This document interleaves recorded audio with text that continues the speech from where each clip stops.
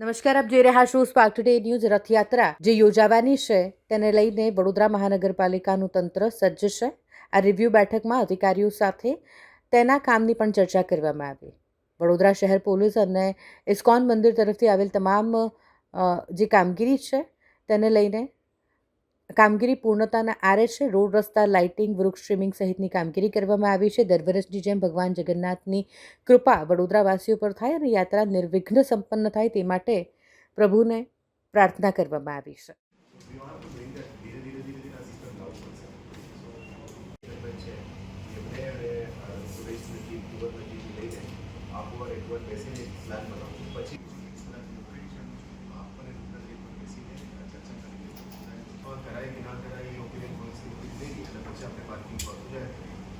Includes cyclists, walk trips as well, and to increase the overall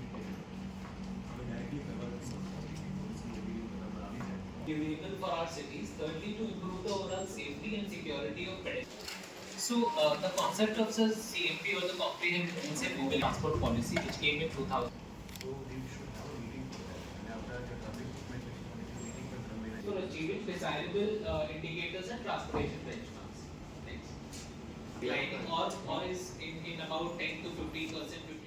રથયાત્રામાં જે meeting ઇસ્કોનમાં થયેલી હતી આમાં અમે નથી જઈ શક્યા કારણ કે પીએસનું રિવ્યુ મિટિંગ હતો, પણ પોલીસ સાથે પણ કોર્ડિનેશનમાં અમે છીએ, ઇસ્કોન મંદિર સાથે પણ કોર્ડિનેશનમાં છીએ.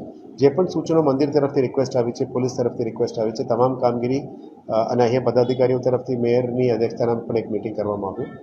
આ તમામ કામગીરી રથયાત્રાને લઈને આખું કામગીરી ઓલમોસ્ટ ફાઇનલમાં છે. જે રોડ ટ્રીમિંગ છે, ટ્રી ટ્રીમિંગ છે, વાયર્સનું શિફ્ટિંગ છે, રોડની સમીકરણ છે, બધા કામ થઈ ગયું છે. આજે પણ રિવ્યુમાં પોઝિટિવ ફીડબેક આવ્યું છે. કાલે પણ વધારે અમે મંદિર સાથે અને પોલીસ સાથે પણ એક સંકલન કરીશું. આશા રાખીએ કે આ વખતનું જગન્નાથ યાત્રા દર વર્ષે જે ભવ્ય રીતે થાય છે, આ વર્ષે પણ ભગવાન જગન્નાથનું કૃપા વડોદરા ઉપર આવે એવા તમામને પણ પ્રાર્થના અને શુભેચ્છાઓ પાઠવું છું.